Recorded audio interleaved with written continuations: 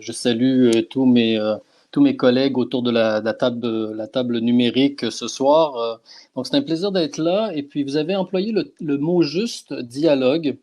Parce que vous savez, ce soir, probablement, bon, j'ai vu un bon millier de parents qui nous écoutent.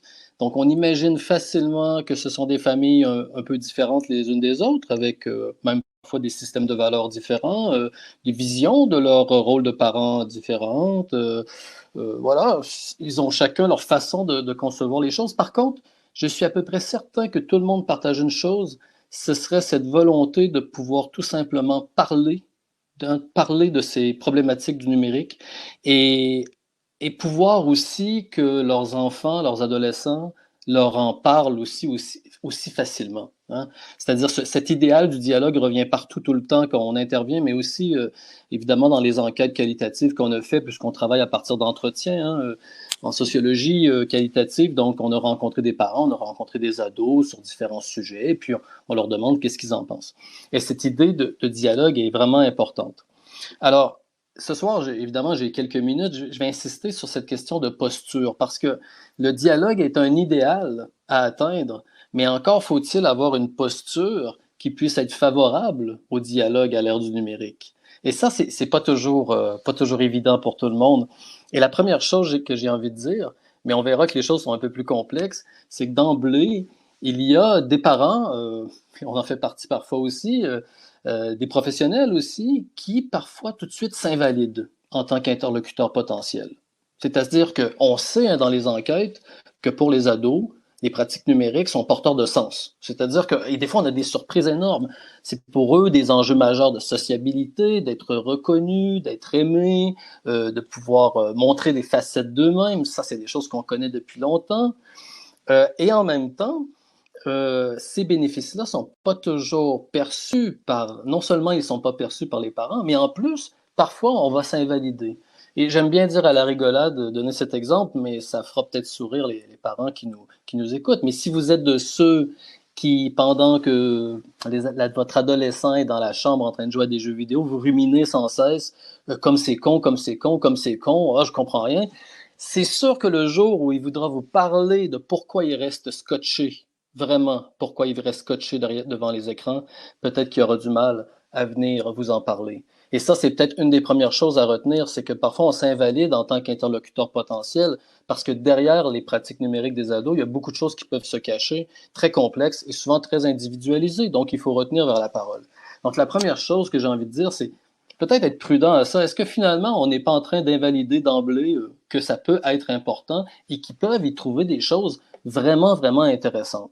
Hein, on le fait tous. Vous n'allez pas vers des gens parler de vos passions si vous savez que ces gens invalident ce que vous appréciez dans la vie. Si vous aimez les séries télé ou que vous aimez jouer, que vous aimez le sport, vous n'allez pas en discuter avec vos amis qui n'aiment ni le sport ni les séries télé. Et c'est quelque chose de banal, j'ai envie de dire, mais qu'on oublie très souvent avec le numérique, puisque parfois ça nous dépasse et on se dit, mais finalement, qu'est-ce qu'ils y trouvent? Qu'est-ce qu'ils peuvent trouver dans des selfies, dans ces jeux vidéo, dans le fait d'être sur Instagram en permanence? Première peut-être petite chose à retenir. Le plus tragique, c'est que parfois, on le fait, c'est-à-dire qu'on se dit oui, je vais m'intéresser à ce qu'ils font et le dialogue ne s'installe pas pour autant. Et c'est probablement d'ailleurs le cas de figure de la plupart de ceux qui nous écoutent ce soir, parce que s'ils sont branchés, déjà c'est parce qu'ils s'intéressent à cette thématique, ils la trouvent importante, donc ils font déjà un effort pour pouvoir améliorer la situation. Alors, je vais prendre qu'un exemple, mais cet exemple nous servira à réfléchir un peu. C'est un exemple, évidemment, qu'on a tiré de nos nombreux entretiens au fil des années, mais que j'aime beaucoup. C'est l'histoire d'une adolescente. Bon, une adolescente. Quand je la rencontre, elle a 16 ou 17 ans, elle revient sur quelque chose qui s'est passé une année ou deux avant. Hein. Et elle me dit ceci, elle me dit tout simplement qu'elle met des photos que, de mon point de vue ou de votre point de vue, on va trouver compromettantes, cette fois-ci sur Snapchat, dans sa story, qu'elle laisse quand même pour une période d'au moins 24 heures, bon, à la vue de tout le monde. Ce sont des photos ici, dans ce cas de figure, des photos d'elle éméchée, voilà, après avoir consommé des psychotropes. Alors, je lui pose la question tout simplement, pourquoi? Pourquoi tu fais ça? Alors, elle me répond ceci. Elle me dit tu sais, un soir, je suis rentré à la maison après être sorti avec mes amis.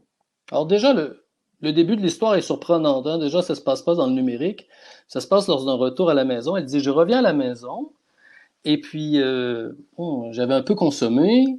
Et là, mes parents m'attendent dans le salon. Alors, quelque chose, une scène qu'on a tous connue en tant que parents, en tant qu'ados, vous les deux, quelque chose de pas très nouveau.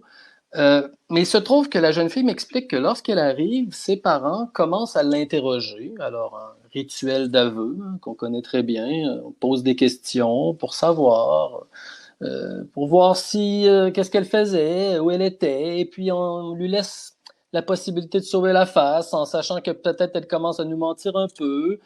Mais différence ici, c'est que les parents savent que cette jeune fille prend des photos lorsqu'elle part en soirée, donc ils lui confisquent son téléphone, vont voir dans le répertoire photo et commencent à questionner les photos. Qui est cette personne? Il y a beaucoup de bouteilles ici. Est-ce que c'est une cigarette qu'il a à la main et elle me fait le geste que les parents zooment sur les photos pour voilà l'interroger. Alors je lui dis OK, d'accord, mais qu'est-ce que tu as fait par la suite? Ben, elle m'a dit ben c'est pas très compliqué. Depuis ce temps, ben, quand je vais en soirée, je fais deux albums photos. Je fais un album pour mes parents que je laisse dans mon téléphone et lorsque je sors de la soirée, j'envoie mes photos sur ma story de Snapchat pour que mes amis les récupèrent par différentes stratégies. Comme ça, je m'assure de les conserver. Alors, évidemment, il y a beaucoup de choses dans cette histoire. Évidemment, c'est un exemple parmi d'autres. Les parents qui nous écoutent ce soir ont d'autres exemples qui feront peut-être écho, mais je pense qu'il y a des choses à retenir de cet exemple. La première chose, c'est que, vous voyez, la question des risques. Parce qu'elle est importante, évidemment. Hein, il y a quand même une volonté des parents de protéger leurs enfants, ce qui est tout à fait légitime. Il y a la question des risques. Par contre, vous savez, si vous m'aviez demandé, avant d'entendre cette jeune fille, comment j'aurais abordé la question des risques pris ici avec cette jeune fille, je ne sais pas si j'aurais été en mesure de pouvoir bien intervenir. Parce que je n'avais pas tous les éléments du contexte. Hein, j'aurais dit, ben, tout simplement, tu te mets en danger parce que tu mets des photos de toi compromettantes sur Snapchat. Voilà, il y a des gens qui peuvent les récupérer. On sait très bien que même si on dit que c'est éphémère avec la story et tout, il y a des possibilités de récupération. Et donc, on aurait pu partir sur on aurait pu commencer le dialogue par ça. Mais qu'est-ce qui se passe lorsqu'on aborde une question avec un adolescent ou une adolescente et qu'on a, pour le dire de façon un peu triviale, qu'il a l'impression, elle a l'impression qu'on est à côté de la plaque? Eh bien, on s'invalide. On s'invalide totalement. Et c'est un des problèmes, vous voyez, c'est qu'il y a des parents qui nous écoutent, ils ont des bonnes volontés, mais ils commencent en parlant d'une histoire dans laquelle les adolescents ne se reconnaissent pas. Et très souvent, c'est lié à la question des risques. Là, on pourra en parler très longtemps, évidemment. L'objectif, c'est pas ça, mais juste d'avoir, est-ce que finalement, le contexte de la prise de risque, est-ce que je l'ai vraiment en tête? Est-ce que mon interprétation n'est pas déjà un peu erronée? Est-ce qu'elle m'invalide dans ma prise de parole avec cet adolescent ou cette adolescente? Et première chose qui, quand même, s'impose à nous assez vite, et je peux vous dire qu'il y a tellement de surprises dans les entretiens, mais aussi dans la pratique, hein, ceux qui sont autour de la table aussi le savent, c'est qu'on a toujours des surprises qui font qu'on peut être très, très souvent à côté de la plaque du point de vue de l'interprétation. Alors, un autre élément à prendre en considération, elle le voit bien, et qui est assez étonnant dans cette histoire, c'est que l'histoire commence non pas dans les espaces numériques, elle commence dans le salon quand elle rentre le soir. Et donc, il y a une imbrication forte entre ce qui se passe dans les espaces numériques et les espaces physiques. Alors, ça, c'est quelque chose que la recherche, on connaît bien. Et encore une fois, vous savez, il y a tellement d'exemples qui nous montrent à quel point c'est toujours imbriqué. C'est très rare. Moi, je demande encore à voir un phénomène qui ne se passe que dans les espaces numériques. C'est très, très rare. Et donc, ça demande quoi? Ça demande de questionner cette relation entre ce qui se passe dans les espaces physiques et dans les espaces numériques. Et ça, c'est pas toujours facile. C'est pas toujours facile parce que, en tant que parent, ou en tant qu'enseignant, ou en tant que professionnel, on se retrouve dans les espaces numériques. Et parfois, quelque part, ça nous amène à questionner des choses de nous qui sont pas très faciles parce que nous-mêmes, en tant que parents ou en tant que professionnels, on n'est pas toujours dans des situations simples. Disons-le, hein, on parle beaucoup des ados, mais on oublie quand même que ni la parentalité ni le monde du travail est simple au 21e siècle.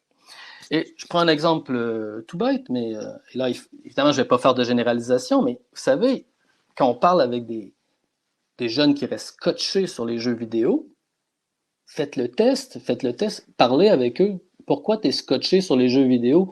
Vous allez voir que ceux qui ont un peu de recul mettent très souvent ça en relation avec le fait qu'ils ne se sentent pas bien dans les autres espaces qu'ils fréquentent, ou ils ne trouvent pas les bénéfices qu'ils trouvent dans les espaces du jeu vidéo.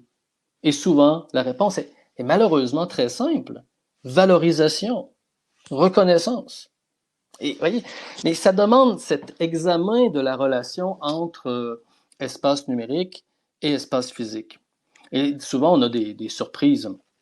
Une autre façon, vous voyez, de peut-être d'aborder la question avec ces jeunes pour pouvoir ne pas avoir l'air à côté de la plaque, hein, pour reprendre cette expression un peu triviale. Et le troisième élément, c'est cette question de l'implication des parents ici. Parce que, et là, pourquoi j'ai pris cet exemple? C'est que, vous voyez, tout à l'heure, dans la première partie, on a beaucoup parlé des parents modélisants. Hein? C'est-à-dire que, bon, vous êtes connecté sur votre ordinateur et vous voulez dire à votre adolescent, votre adolescente, arrête de te connecter, mais en fait, c'est vous qui êtes connecté en permanence. Et bon, ça, c'est une évidence. J'ai envie de dire, tout le monde le sait. Voilà. Mais cet exemple montre, l'exemple de Snapchat que j'ai décrit, montre que nos propres comportements, et là, pas seulement nos comportements en tant que personnes connectées, mais nos propres comportements en tant que personnes qui agissent sur la connexion des plus jeunes, peut aussi avoir une incidence. Et dans cet exemple, moi, je l'ai toujours trouvé vraiment, vraiment très intéressant à méditer, parce qu'au final, on est face à des parents qui ont une bonne intention. Ils fouillent dans le téléphone de leur adolescente, pas parce qu'ils veulent être méchants, pas parce qu'ils veulent s'introduire dans sa vie privée, c'est parce qu'ils s'inquiètent. Mais comme vous le voyez, il y a un glissement, c'est-à-dire que cette action qui se veut bienveillante a un impact autre et qui fait que cette jeune fille nous explique qu'elle va prendre un autre type de prise de risque. Et vous voyez, et ça, là, c'est l'humilité du chercheur parce que je pense qu'on ne peut pas accéder à toute la complexité des exemples et des relations, justement, que nos actions bienveillantes peuvent poser sur un espèce de déplacement des risques ou un déplacement des comportements adolescents. Et vous voyez, c'est quelques idées qui nous montrent que peut-être qu'il faut prendre le temps d'aborder ces questions avec une posture vraiment non seulement bienveillante, mais d'humilité et d'ouverture, c'est-à-dire de prendre le temps de se dire, mais finalement, est-ce que je peux être surpris? Et c'est l'hypothèse du sens, de se dire que peut-être qu'il y a des choses beaucoup plus importantes que je ne le crois derrière des pratiques qui paraissent futiles. Alors, que les parents qui m'écoutent m'entendent bien, moi je ne suis pas en train de dire qu'il faut banaliser évidemment toutes les situations dramatiques auxquelles on fait face, mais une chose est certaine, c'est que si on veut rétablir le dialogue pour être présent et être un interlocuteur privilégié à ce moment, lorsqu'il y a ces situations problématiques, alors il faut que les adolescents nous perçoivent comme des personnes capables de comprendre, en position de pouvoir dialoguer à ce sujet. Et là, je viens de donner quelques petits exemples qui nous permettent peut-être de travailler un peu sa posture. Mais évidemment, il y a beaucoup d'autres choses à dire, mais mes collègues diront aussi des choses qui iront, j'imagine, dans le sens ou non de tout ça, on pourra en discuter. Merci. Je pense que je suis